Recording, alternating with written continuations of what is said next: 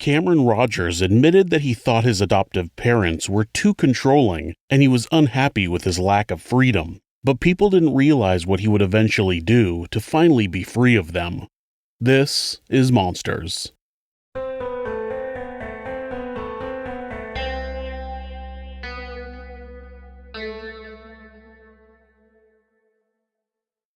Cameron Rogers was born in 1994 and was adopted by Dave and Meryl Rogers soon after. Dave Rogers was born in Ottawa, Ontario in 1947 to Stuart and Irene Rogers. He was an only child whose mother passed away at the age of 103. After graduating from Brookfield High School, he went on to get degrees in political science and journalism from Carleton University. He was hired by the Ottawa Citizen as a general assignment reporter in 1973 and worked there until he retired in 2010. As a general assignment reporter, he wrote about everything: death inquests, election results, murder trials, drug raids, and development in Old Chelsea. Christina Spencer, an editor for The Citizen, shared a desk with Dave in the 80s and said, quote, "Dave was the kind of guy you could send to any story or event, and he'd never complain about his assignment. He'd just do it." End quote. Other people who worked with Dave said he was an easygoing and good-natured person who never failed to bring back a story. No matter what gritty things he saw throughout his 37-year career, he never lost his positive outlook. Meryl Gleddy was born in 1953 in Claresholm, Alberta, to Claire and Violet Getty. She was the oldest of 4 children, and she also graduated from Brookfield High School, though not at the same time as Dave. The Gleddys were a military family, with Claire being a fighter pilot, and after graduating from the University of Ottawa with a degree in linguistics, Meryl enlisted in the Canadian Armed Forces. In 1973, as a second lieutenant, she was accidentally put into an all-male combat training course at CFB Wainwright in Alberta. Meryl was mistaken for a male officer since her name is more commonly a man's name. She told people that one of the commanding officers of the course said, quote, "Who ever heard of anyone calling their daughter Meryl?" End quote. Her response, quote, "I told him that he could call my mother if he wanted to." End quote. Even though it was technically illegal to have her complete the course, they let her anyway. She wrote in an International Women's Day newsletter in 2009, quote, "And there I was for an entire summer, learning to throw hand grenades, shoot with my FN-1 and FN-2 rifles, my submachine gun and pistol, and learning how to become a platoon commander." End quote. Her and 4 other women became the first women to complete full combat training in the Canadian Armed Forces. Meryl eventually began working for the Department of National Defense, designing training courses for leaders and supervisors. Dave and Meryl met at the Ottawa Cycling Club in the early 80s and married in 1982. They took frequent trips to France since Meryl had attended school at the Royal Canadian Air Force Base there, and Dave had learned French as an adult to become one of the few bilingual reporters for the paper. They moved into their house in 1989, and in 1994, they adopted Cameron. People who knew the couple said that they were unconditionally devoted to Cameron.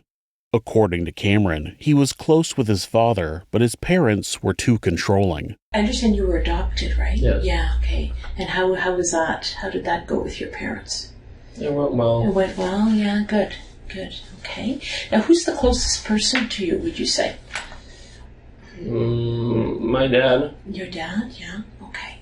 All right. And do you have any friends or anything? I have friends at school. Okay. That I know from school and that I know from past jobs. Okay, all right. So what's been going on in your life then? How have things been going for you? Like, in what way? In what way? Like, were you happy with the way things were going, or? I don't know if I was happy with how I was going with school because I was doing a program that I didn't like. Right, yeah, I understand. And also, I wasn't really being able to get a job because my parents would insist that I would have to work for them. For them? Yeah. And what do you mean by that? Like, around the house. Oh, okay. Yeah. Okay, and how'd that make you feel? Not good. Not good, yeah. So they didn't want you to go get a job outside the house? So they just wanted you working at the house. Yeah, and Okay. I wouldn't actually get money because they would just say that they'd owe me money. So I actually didn't have any money. Oh, that must have been hard. Yeah. So how did you manage then? Like, if you wanted to go out or if you wanted to do something? If I would want to use money, they would have to approve of it. Okay. All right. What kind of work were you doing around the house? Gardening and stuff involving around the garden. Okay. Or chores. A co-worker of Dave's, Scott Parker, who had a son with a disability, said Dave talked to him about Cameron's difficulties at school and his compulsive behavior.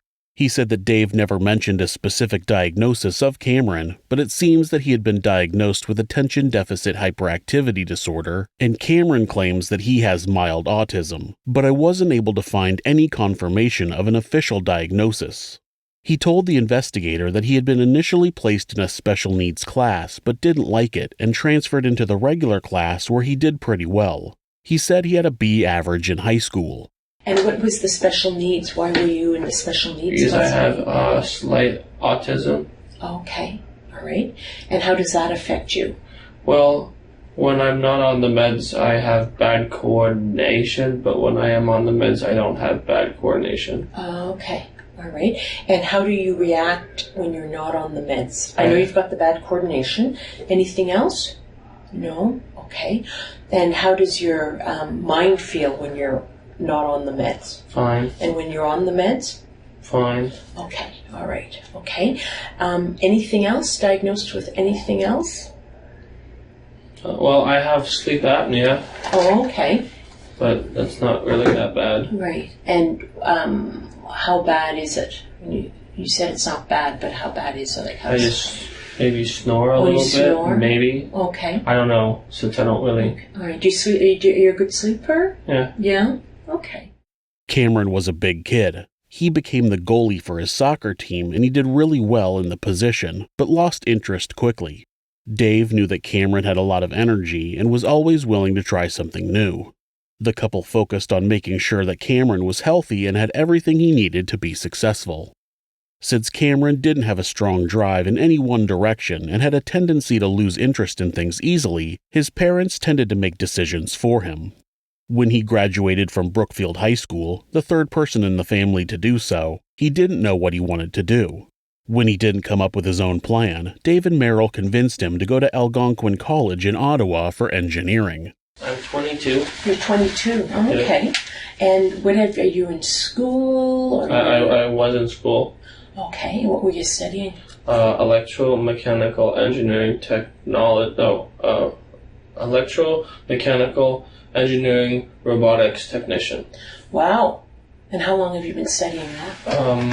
I was in that for the first year this year, but I came out of another one for the past 2 years. I was in mechanical engineering technology, but then I changed for this year into the first one I mentioned. Good. And what were your plans? What did you want to do with that degree? I didn't want that degree. Oh, you didn't? No. So why were you taking it? Because my parents told me to take it. Okay. And why were they so keen on you taking that? Half of the problem was probably because I didn't say anything else. I didn't say another plan for The detective asked him what else was going on in his life that caused him stress. Other than your parents putting pressure on you with school and not wanting you to work and wanting you to work around the house, what else were they doing that was adding to this stress?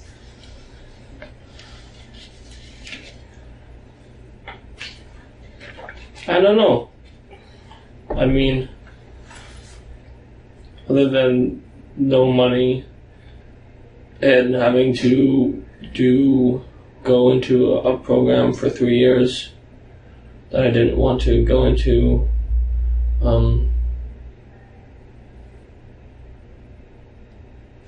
I don't know, what else there would be. I can't think of anything.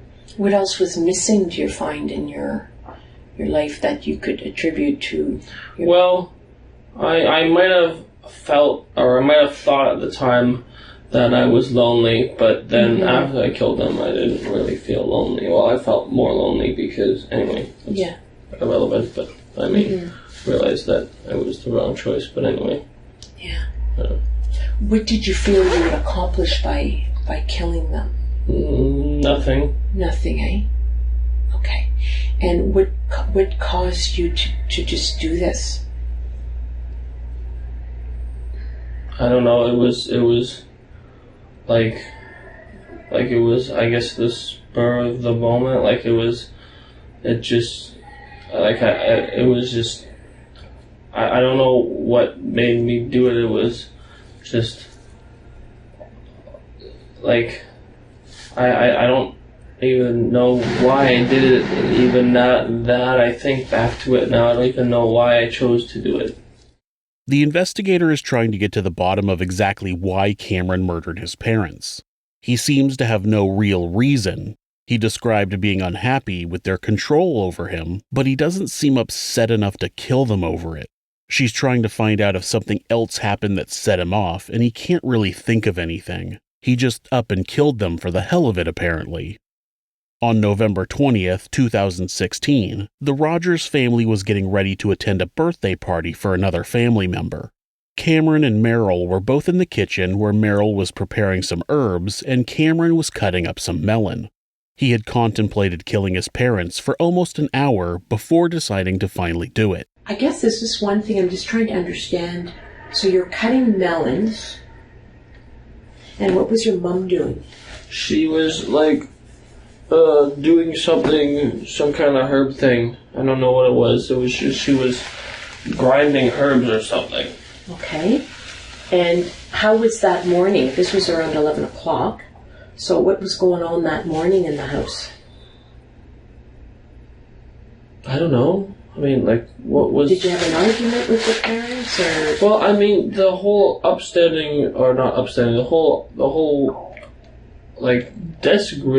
disagreement about school and work and all that was just hanging over me. And I mean, I guess, we've had arguments before. Okay. And heated, yelling ones, and I guess just at that time when the cloud broke, I was chopping a melon. Okay. And what were you arguing about that day? While you were chopping the melon? I don't know if I was arguing. At that time, I was not arguing. Okay. All right. No. Okay. But maybe a day or two before, we had been arguing. Okay. And about those issues. Okay. And anything in particular? So you're talking about school, about the work issue. And what was your mom like when she argued with you about it? Well, I didn't have a say. Okay. And so you're chopping the melon, and is that the knife that was used? I think so. I know he says he has mild autism, but it's still strange how absolutely disconnected from what happened he is. She asks a question, and he's like, I don't know, like he's confused that she's asking about what led up to him stabbing his mother to death. Then he yawns like this is just another day at the office. He actually started his assault with a stick he had carved. Some reports say it was carved into a sword, but I'm not 100% on that. And where did you stab her on her? In the back. In the back? Okay. And how many times? I don't remember. You don't remember? Okay. And how did she react when she was stabbed the first time? Actually, wait. I didn't stab her first. I used the stick first. You used the stick? Okay. Yeah. And where did you get the stick? I made it. Oh, okay. When did you make it? A while back. Okay. And when you say made it, how do you make it? I carved it. Oh, cool. Okay. And for what purpose? Just to do. Okay. I had a lot of time on my hands in the summer. Okay. And what were you going to use that stick for? I don't know. There was no plan when I made it. Okay. Okay. And where were you keeping that stick? In the garage. In the garage, okay. So how does it end up being in the kitchen that day? I don't know, I was planning. During those 50 minutes of going back and forth, one of those times I thought of using the stick. Okay, on my mom. Okay, to do what? I don't know. Oh, you carved your own killing stick? How cool. So he went into the garage, got this stick he had carved in his spare time, and brought it back into the kitchen because he planned on killing his mother with it. After he had spent 50 minutes considering killing his parents, he turned and hit Meryl with the stick. Then he stabbed her multiple times with 2 different knives.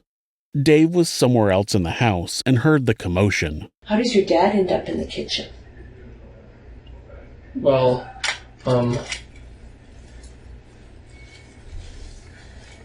when I did my mom, he came running and then I did him. Okay, alright. And, how long did it take? What do you mean? Like before your mom, how long did you... Well, my dad didn't take very long, but my mom took a long time. Okay. And it was really hard because she was in pain and I wanted it to stop. And I couldn't make it stop. And I felt so bad because she was in pain and I wanted her not to be in pain, but I couldn't stop it. Mm-hmm. I went for the whole night. And what? It took the whole night for her to die. And how do you know that it took the whole night? I don't know exactly, but I went to my room and she was still in pain. I could hear her, but then in the morning it was done. Okay. And can I ask a question? Why is it then, after, when you realized she was in pain, why didn't you call 911? Well, I knew it was too late. Okay. And what do you mean by it was too late? The wounds were too bad. He said that his father died quickly, which is probably true. Cameron hit him with the stick, which apparently broke. Then he stabbed him in the back with a large knife. The medical examiner said the knife punctured Dave's lung, which would have killed him fairly quickly. His mother, on the other hand, took a lot longer to die. He had stabbed her multiple times and gouged out one of her eyes. She then laid on the floor for hours, moaning. Cameron claimed that he wanted to make his mother's pain go away, but he didn't. He didn't do anything to make her pain go away. He just left her on the floor to moan in pain for hours. He claimed that he didn't call 911 because he knew it was too late. I'm sorry, but people who are beyond being saved don't lay on the floor and moan for hours. He had more than enough time to call 911 and save his mother's life, but he didn't because he didn't want to get caught. Since they were expected at a family gathering soon, one of Meryl's brothers, Meryl Gleddy, called the house while his sister was lying on the kitchen floor dying. Graham mentions it in an interview at the courthouse. What he did was absolutely heartless. And, I fear for the day he is released. I spoke to Cameron when he was in the middle of killing my sister. My sister had asked me to call between 2 and 4. He started the attack at 11 a.m. And according to Cameron's own testimony to Detective Kellum, Meryl was still alive. She was moaning. She was moaning on the floor of the kitchen. He'd gouged out her right eye. She had multiple stab wounds. And she was in great pain, moaning on the ground. I was chatting with Cameron on that phone in the kitchen, I believe, is where he was. And he was very calmly telling me everything was fine.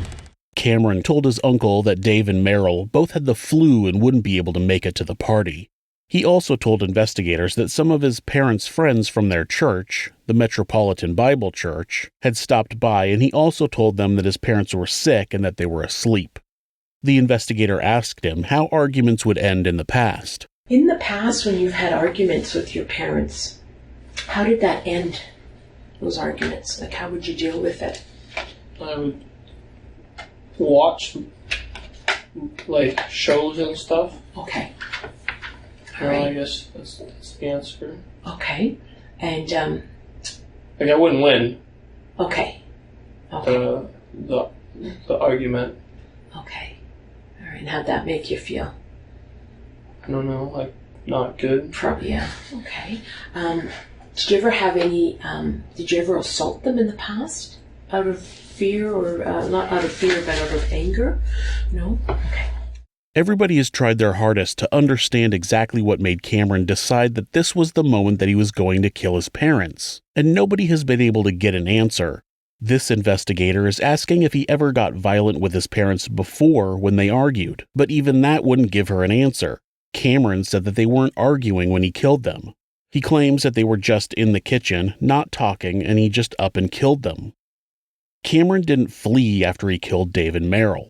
He stayed in the house for a week, at some point moving the bodies and hiding them behind a shed in the backyard. The investigator asked Cameron how he got the bodies out there, and as he starts to answer, apparently the Autobots start having an epic battle with the Decepticons just outside the room. How did they get to the outside? I put them there. Okay. And when did you put them there? After they died. Okay. I didn't want, like, I didn't want, like, my mom's brothers or any friends to come and see them like that. Okay. Well, that was good of you. Clearly you were concerned for them, for the family members not seeing them, eh?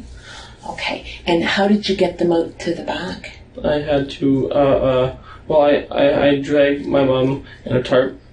Okay. And then I put my dad in a suitcase. Okay. And then pulled him out. Okay. And how did you get him in a suitcase? Well, I sort of rolled him into it. Okay. All right. Did you have to do anything to get him into the suitcase? Or? Well, it wasn't like a perfect fit. Like, I didn't, like, make him, like, fit. How did they get outside? I put them there. Yeah, no shit, Sherlock. We didn't think they walked themselves out there as fucking zombies. We want to know how you specifically got their bodies out there. You dragged Mom on a tarp and put Dad in a suitcase. That's what we want to know. And just so you know, I wouldn't make fun of anyone with a learning disability that caused them to not know what they were doing was wrong. By Cameron's own admission, he had a B average in the regular classes in high school and had spent the last few years in a college engineering program, which sounds like he was doing just fine in. He understood what he was doing when he killed his parents and hid their bodies. He understands enough to later change his story to try to escape responsibility. The investigator asks him if he moved the bodies out back at night, and Cameron said no, he did it during the day. He said that the neighbor on one side of the house was never there. Maybe it was a second home. He didn't say. He said the neighbor on the other side was just not home very often. He was scared that they might see, but figured that they weren't home. And how long did you remain in the house after they... A week. A week? Okay. And where were they for that 1 week? Well, for a day they were wherever they got killed. Okay. And then after that was spent taking them out to the backyard and then cleaning up a little bit. Okay. So it wasn't, blood all over the place. For sure, yeah. Because you didn't want any family members to see that. Yeah, that's okay. No, that's understandable. And I can tell you that where they are now, I don't think you need to worry about the family members seeing them like that, okay? Okay. So we're going to make sure, and that's normal, we don't want them to see that. Okay. Okay? Now, when you said clean up, what room had to be cleaned up? The kitchen. The kitchen. Okay, is that the only room that had to be cleaned up? Okay. Yeah. And where's the knife? I put the knife, I think it was two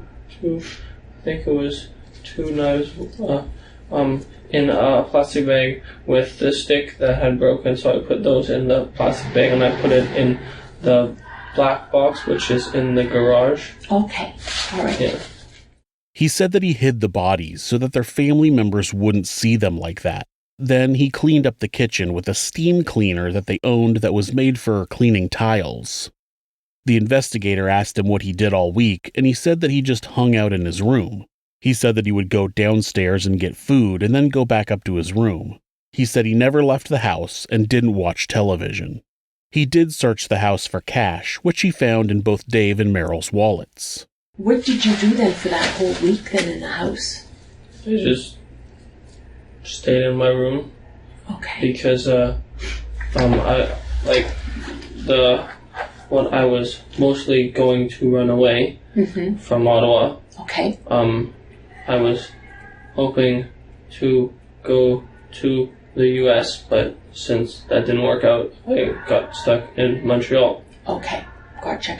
And then that's when I called. Okay. And how come you weren't able to get into the U.S.? Well, you need some kind of not like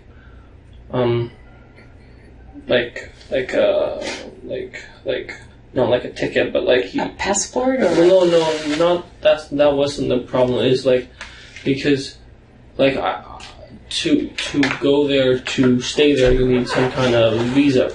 I see. And I didn't have that, so I'd have to lie, and that just wouldn't work.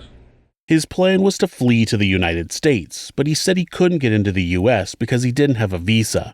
According to the Canadian Embassy, Canadian citizens don't need a visa to travel to the U.S. I've been to Canada many times, and I've never needed a visa. Up until recently, Americans didn't even need a passport. Just your driver's license was enough. Now you need a passport, but not a visa.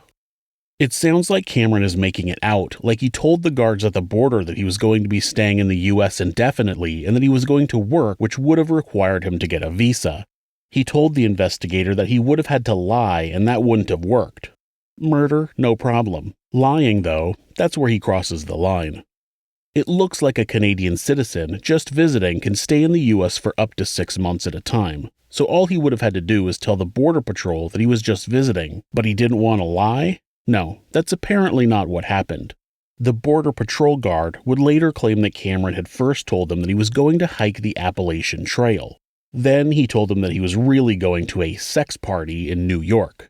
The guards didn't believe his story and denied him entry into the U.S. How did you get to Montreal? Took the train. Oh, you took the train, okay. And then how did you get from your house to, which train station did you go to? In Ottawa? Yeah, but there's two in Ottawa. There's one on Fallowfield, and there's one on Tremblay Road. Tremblay Road, okay. And how did you get there? I drove. You drove whose vehicle? My mom's. Your mom's? Which vehicle is that? It's the van. The van, okay. And why did you just drive to Montreal? Well, I have to pay for gas. Okay. And I mean, I didn't know I probably could have, but I mean, if I had to pay for more gas, I wouldn't really be able to pay for more gas. Right, okay. So you then took the train to Montreal? Yeah. And when did you arrive in Montreal? At 8:30 on Monday. 8:30 in the morning or in the evening? In the morning. In the morning, okay. Yeah. And how did you pay for your train ticket? With some money. Okay, where did you get that money? From their purse. From their purse, okay. All right, go ahead. Or wallet. Or wallet? Yeah. Okay. From your mom or from your dad's wallet? I think it was from both. From both? How much money were you able to get from their wallet? 140. 140, okay. So you took the train to Montreal, and then what did you do once you arrived in Montreal? I bought a ticket to the U.S. Okay. But it didn't work. Right. Because you couldn't... Yeah, there was no visa. Okay, right. Yeah. Okay. And what was your plan in going to New York? Somehow survive. Pardon? Somehow survive. I didn't really have a plan. You didn't have a plan, eh? No. It's just to get as far away from Ottawa as I could. He took a bus from the border into downtown Montreal and broke into a building that was under construction. He built a makeshift bed and tried to sleep, but it sounds like he wasn't able to. Then he hid his luggage somewhere in the building and walked down the street to find a phone to call 911. He called at 9:15 p.m. on November 28th, 8 days after he killed his parents. Hello? Hello. I would like to confess to a murder. Okay. Well, so where are you? I actually, I'm on a street, Mm-hmm. in Montreal. I don't know where that street is. Well, you need to know if you want me to send somebody. Yeah, that's true, eh? I'm near a parking garage. Okay, you need to be more specific. I need an address or intersection.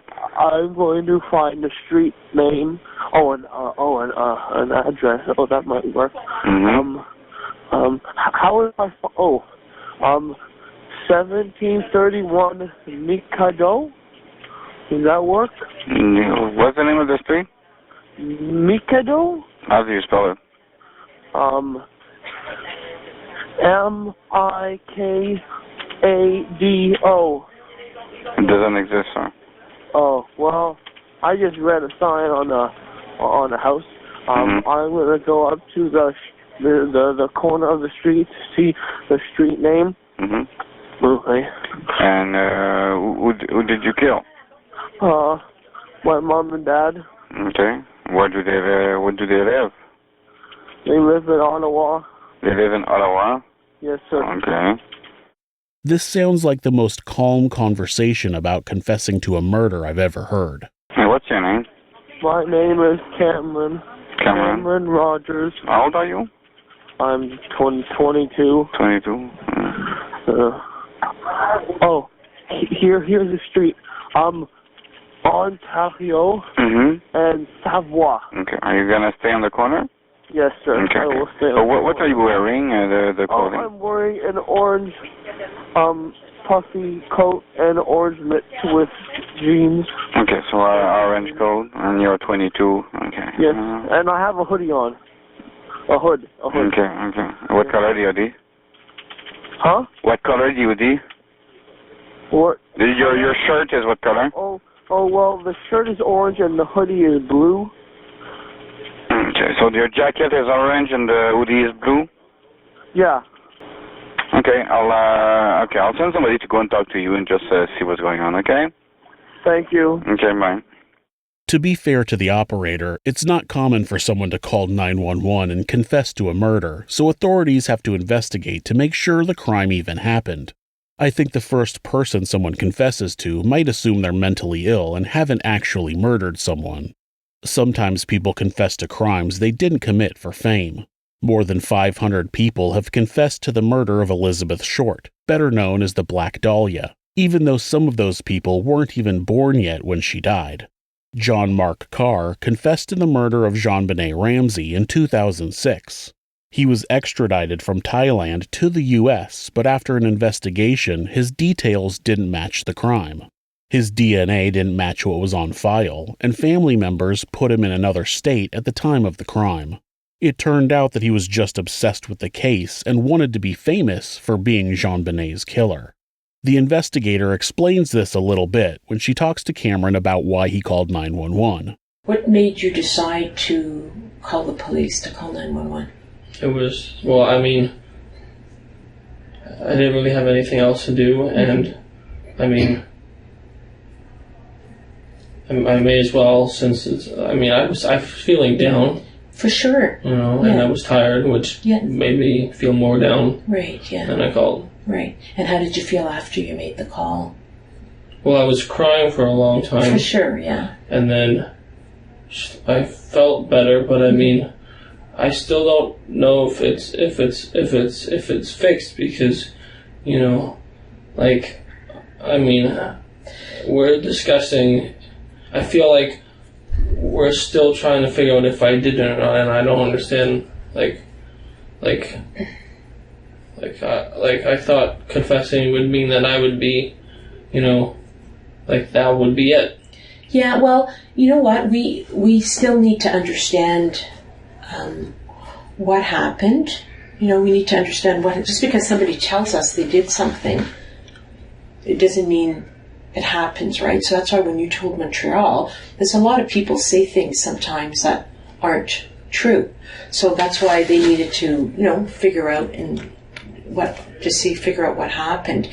The police in Montreal picked up Cameron and brought him to the police station. Once there, they notified the police in Ottawa, who sent officers to the Rogers home. The officers found the bodies of Dave and Meryl hidden behind the shed in the backyard, just like Cameron had described. Their bodies were frozen solid. Cameron was booked into jail and was questioned by the investigator. Forensics officers spent 5 days in the home. They found evidence of Cameron's attempt to clean up, including blood-stained mop heads. They found both knives Cameron used to kill his parents and the broken stick in a plastic bag inside a black recycling bin in the garage. Cameron had not taken the recycling bin to the curb for pickup, so everything was still inside. Can you describe the knives to me? Well, one has a green handle, and one has a black handle. Okay, which is the longer one? The black one. The black one. Okay, and how long is the blade? Well, it's like those ones that you use for cooking and cutting. Okay. Sort of long and it's, I don't know how to explain it. It's like a kitchen knife. How long is the blade, would you say? Like that, I think. Okay, so you're demonstrating looks like that's about 8 inches there, if I'm right. And what about the shorter one? Like that. Okay, so maybe about 4 inches or something. Cameron was charged with 2 counts of first-degree murder, which he pleaded not guilty to. His defense said that Cameron was willing to plead guilty to manslaughter, but the prosecutors rejected that offer. The fact that Cameron stabbed his parents to death and hid their bodies behind a shed is not in question. His court proceedings come down to intent. The defense argued that it was a spur-of-the-moment crime, but in Cameron's own confession, he talks about spending nearly an hour considering the murder and even went out to the garage to retrieve a weapon in preparation. He then actively let his mother lay on the floor and suffer for hours instead of calling for help. After Cameron's trial started, he told his lawyer, Joseph Adelman, that he had actually killed his parents because his father had sexually abused him. The allegation came after the prosecutor had finished presenting their case and the defense was just about to start presenting theirs. This caused the defense to call for a mistrial. They claimed that this new allegation means their whole defense up until that point should have been different and they couldn't go back and explain a different defense to the same jury. The judge allowed the court to adjourn so the prosecutor could have a psychiatrist evaluate Cameron. Due to the delay in the case causing undue hardship on a number of the jurors, the judge ended up dismissing the jury and started making a decision about whether to continue without a jury or to declare a mistrial and start a whole new trial. Then, Cameron admitted that he had made it all up.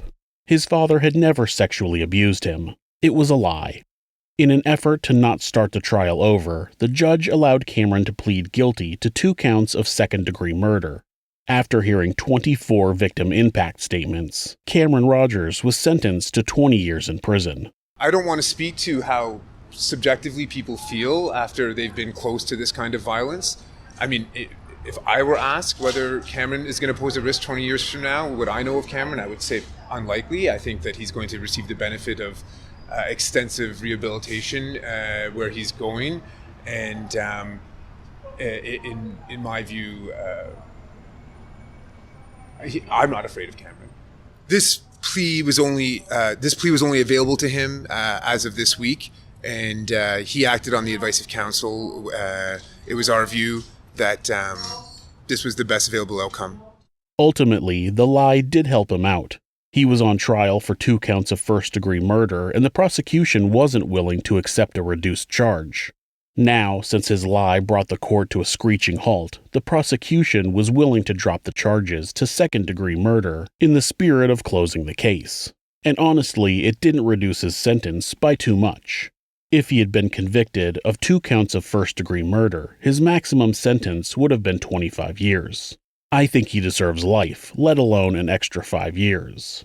I love Canada, but sometimes their sentences seem a little light.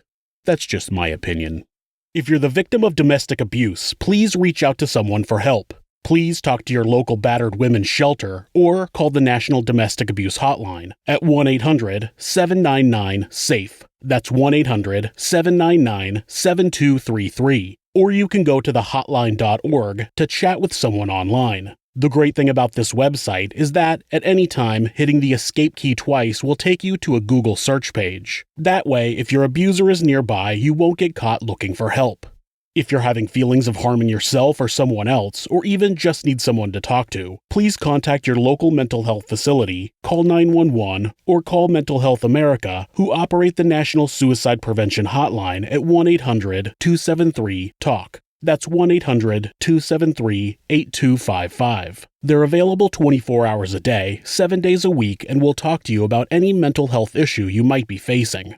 Thanks so much for watching this video. You can help us out by hitting the like button or leaving us a comment. You can also subscribe to the show to ensure you don't miss an episode. If you'd like to support the show, you can do that by checking out our merchandise at Teespring. You can also discuss the channel and the episodes on our subreddit, r/thisismonsters. You can find more ways to support our show and how to find us on social media by visiting thisismonsters.com. Thanks again, and be safe.